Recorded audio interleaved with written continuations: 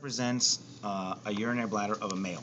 Okay, and we're gonna, it doesn't matter that it's a male. We're gonna try and do, the general urinary bladder structures. So what you should see is if this is sitting, like if it was in this model, it would be sitting like this.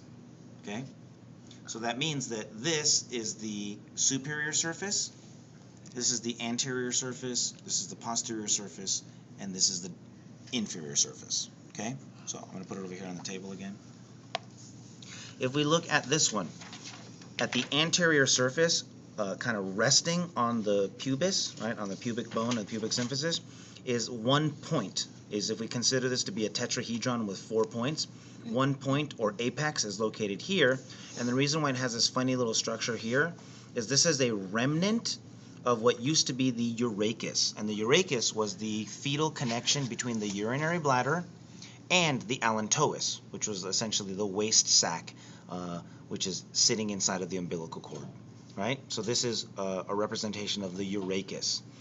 Which we should see on two of the other apices of that tetrahedron. This is the right ureter, this is the left ureter, and those two ureters are coming down, and they're essentially forming two more points of that tetrahedron right here. If we're looking for the final and fourth point, we got to flip the bladder all the way upside down, and we're going to see a prostate gland right here. And the fourth point of that tetrahedron is the urethra. It's where the urethra is draining the urinary bladder, and it's going to be passing through the prostate gland right here. Okay? So actually I should turn it right side up. So if we turn it right side up like this, we'll see right ureter, left ureter, there's the urethra draining the urinary bladder through the prostate right here.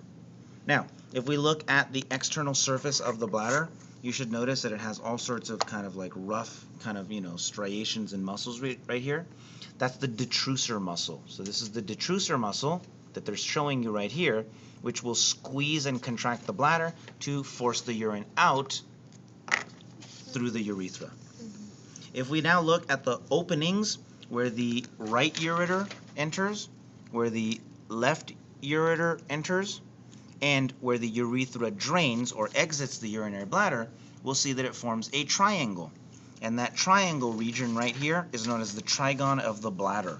That is the relatively inelastic portion of the bladder, which is derived from mesodermal tissue, as opposed to the rest of the inside of the bladder, the internal lining of the bladder, which is derived from endodermal tissue. Could you show again the triangle, please? So here's one point of the triangle, here's another point of the triangle, and here's the third point of the triangle, and it forms a triangle, and that's the trigone of the bladder.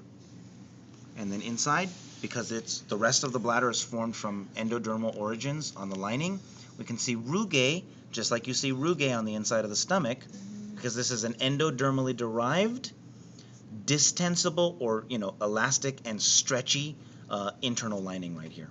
And so when it's not stretched out, then you're going to see rugae.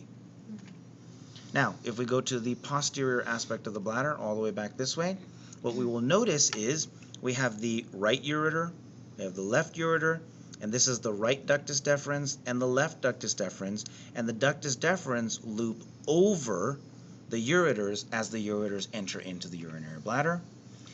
We hopefully can tell that this is the expanded portion, so this is the ampulla, and then again a right and a left seminal vesicle, which the ducts which are draining the seminal vesicles are supposed to unite with the ductus deferens after the ampulla, and then form the ejaculatory ducts passing through the prostate gland. And that's urinary bladder.